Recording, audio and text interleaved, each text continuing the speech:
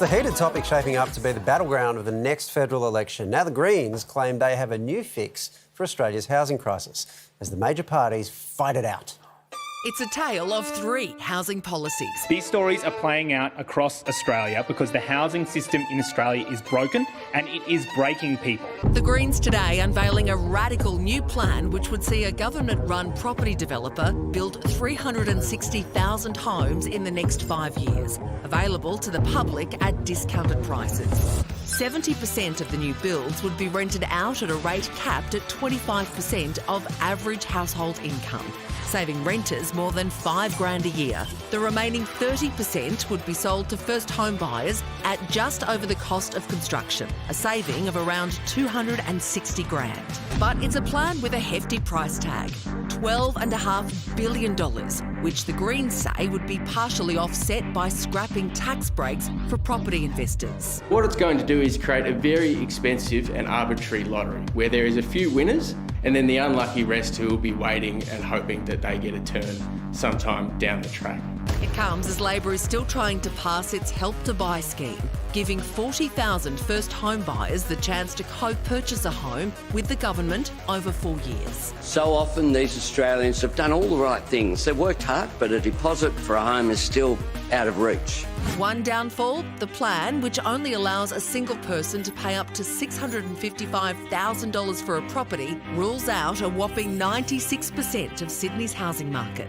Meanwhile, to show they're taking the matter seriously, the opposition yesterday created a shadow portfolio for home ownership. One of the biggest issues that face Australian families at the moment is that people just can't find housing. The Libs also flagging a revamp of its super home buyer scheme, which would allow buyers to withdraw up to $50,000 of their super for a house deposit. Now that will help some people, but it doesn't create any new houses, so it's probably not going to make housing more affordable. In fact, it probably risks pushing prices up for not much of a gain.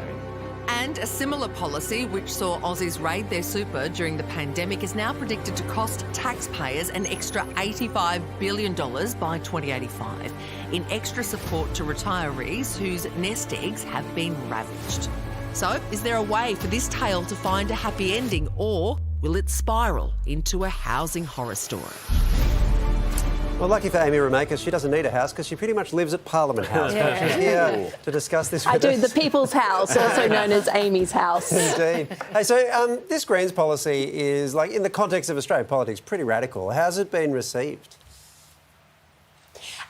Well, I mean, it's radical for now, but we have done this in the past. It's what Australia did post-war. So it really depends on where you sit. Do you own a house? You probably think it's radical. Do you not own a house? You probably think it's a great idea. And that's how it's been received by the public. When it comes to the politicians, though, they are very much down the party lines. Labor hates it because the Greens have suggested it, the Liberals aren't even acknowledging it, and the Greens are saying, Labor, you really need to do something to shake things up here because people need housing.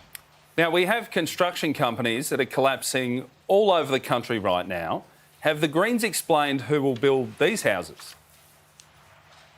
Well, it would come down to the government. So much like we did in the 1940s and 50s, where we trained extra people up to be the tradesmen that we needed or the tradeswomen that we needed, it's a similar plan here. And it's not going to happen tomorrow. What they're saying is essentially if you enter the government into the property market as a property developer, that they would then come with all the adjacent infrastructure, which would be helped along by government programs, and you would actually get the trades that you needed. It's just they would be a competitor in that space against the private developers, and it would be up to individual tradies who they worked for. It's a lot less fun than elbow on the tools. That would have been a more fun version of the policy.